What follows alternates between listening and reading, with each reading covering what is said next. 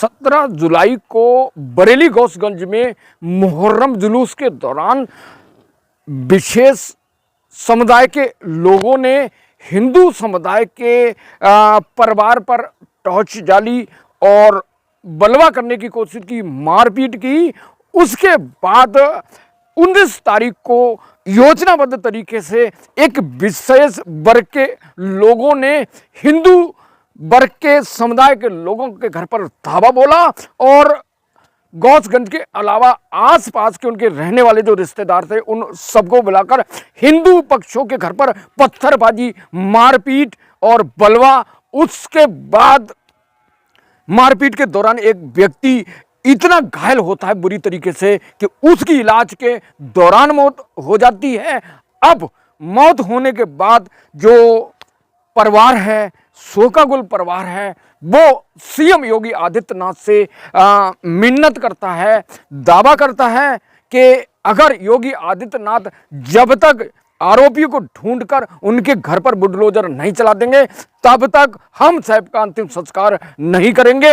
योगी action में आए और राजस्व की टीम ने गांव में पहुंचकर 15 मकान को चिन्हित किया। इससे पहले पुलिस ने जो बलवा किया था 19 तारीख को गौसगंज में 53 लोगों के खिलाफ मुकदमा दर्ज कर 33 लोगों को गिरफ्तार किया और अगले दिन पुलिस ने मुठभेड़ में आलमगीरी और निजागत को गिरफ्तार किया। आलमगीर ने भागने की कोशिश की, फायरिंग की, जिसके जवाब में पुलिस ने मुठभेड़ में फायरिंग की, उसके पैरों में गोली लगी। तो इतनी बड़ी घटना को अंजाम दिया गया। दोस्तों,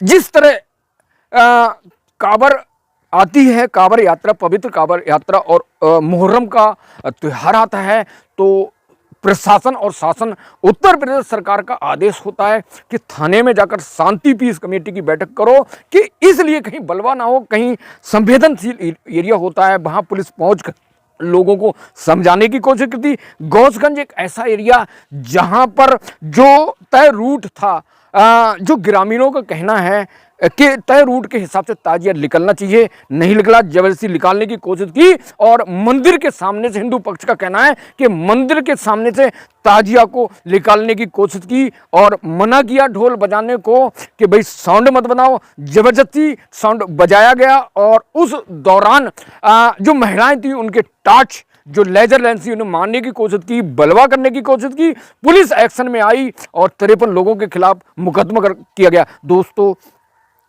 अगर योगी उत्तर प्रदेश के बहुत सारे अपने भाषण में कह चुके हैं, जब जब वो भाषण देते हैं कि कायदे में रहो, फायदे में रहोगे, लेकिन जो बलवाई हैं, जो दंगाई हैं, उनको किसी कीमत पर बख्शा नहीं जाएगा।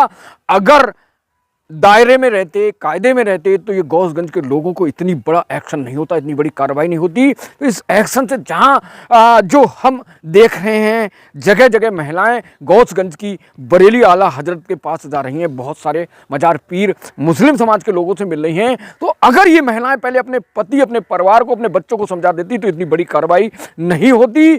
अगर दायरे में रहकर, संविधान के दायरे में कानून को पालन करते, इस कानून को मजाक नहीं समझते, तो इतनी बड़ी कार्रवाई नहीं होती। और इस कार्रवाई से अब जिन लोगों ने जिस हिंदू व्यक्ति पर हमला किया था और वो हमला इलाज के दौरान मारे गए और उससे प्रशासन ने, जिला प्रशासन ने खिंचाकर 15 मकानों को चिन्हित कर लिया है और 2 मकानों को ध्वस्त कर दिया है। तो योगी किसी कीमत पर, योगी की पुलिस छोड़ने वाली नहीं है, चाहे वो हिंदू, मुसलमान, सिख, ईसाई हो।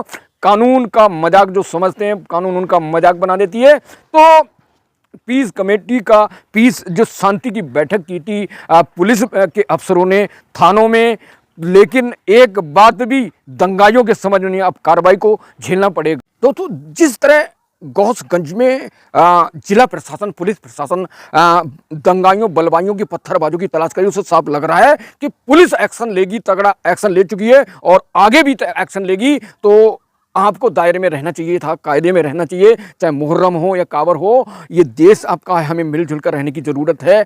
और अगर हम लोग संविधान को, कानून को सम्मान नहीं, कानून को ताक पर रखने का काम करेंगे, तो ये पुलिस, ये प्रशासन किसी कीमत पर छोड़ने का नहीं है। कुछ लोग जो विशेष वर्ग के लोग हैं वो आरोप लगा रहे हैं कि उन पर गलत कार्रवाई। दोस्तों, तो मैं उनको ये कहना चाहूँगा कि अगर आप अपनी जगह सही हैं तो पुलिस कार्रवाई किसी कीमत पर नहीं करेगी। जब दंगा किया, जब बलवा किया और जिस तरह पत्थरबाजी की, उसके पुलिस के पास पक्के सबूत है, फुटेज है और उसी आधार पर कार्रवाई की जा रही है, तो किसी को निर्दोष नहीं फंसाया जाएगा। लेकिन जब कानून में हाथ में लेंगे, चाहे कोई भी हो, बख्शा नहीं जाएगा। तो पुलिस की इस कार्रवाई से दहशत में है विशेष वर्ग के लोग।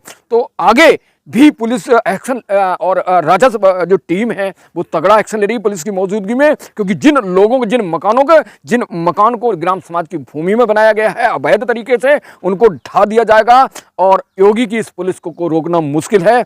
इसलिए कानून के दायरे में रहकर काम करना चाहिए। और अगर हम अपने आप को कंट्रोल रखेंगे और जो पीस कमेटी की मीटिंग में जो समझाया गया उसके हिसाब से आने वाले त्योहारों में अगर सही से रहेंगे तो कार्रवाई नहीं होगी दोस्तों। तो दूसरे दिन के बाद जो 2 लोगों का पुलिस ने मुठभेड़ की और 2 लोगों में एक आलमगीर के पैर में गोली मारी और जो निजागत था उसको भी पकड़ लिया गया दोस्तों। तो अगर आप लोग जिम्मेदार हैं अपने परिवार के प्रति, अपने बच्चों के प्रति, अपने घर के प्रति, अपने संपत्ति के प्रति, तो इस तरह की हरकत नहीं करते। अब जिस तरह कार्रवाई हो रही है, जेल भेजा जा रहा है, घर को बुलडोजर चलाया जैसे तहस नहस हो रहा है, अब परिवार दुखी है, तो अपने परिवार को, अपने बच्चों को, अपने भाइयों को समझाएं ताकि इस तरह की कार्रवाई ना हो। और गौचगंज की लाइव न्यूज़ को आपको अगले एपिसोड में दिखाएंगे, तो हमारे साथ जुड़े रहिए क्योंकि वहाँ पर अब भी फोर्स तैनात है और फोर्स समझाने की कोशिश करी कानून को दायरे में रहे और आपके खिलाफ कार्रवाई नहीं होगी। जो लोग दायरे में रह रहे हैं उन पर कार्रवाई नहीं होगी। तो इसलिए मेरे साथ जुड़े रहें नेक्स्ट न्यूज़ के लिए और अपने अपने परिवार का ख्याल रखें। और इससे पहले दोस्तों फिर से निवेदन है आपसे, आग्रह है, गुजारिश है कि किसी भी जो सरकार के नियम कानून हो उसको, संविधान को, उसके कानून को पालन कीजिए, संविधान के नियम को पालन कीजिए और अपने परिवार को रक्षा कीजिए। इसी आधार पर जब हम लोग कानून का पालन करेंगे अपने परिवार को बचा पाएंगे, अपने आप को बचा पाएंगे।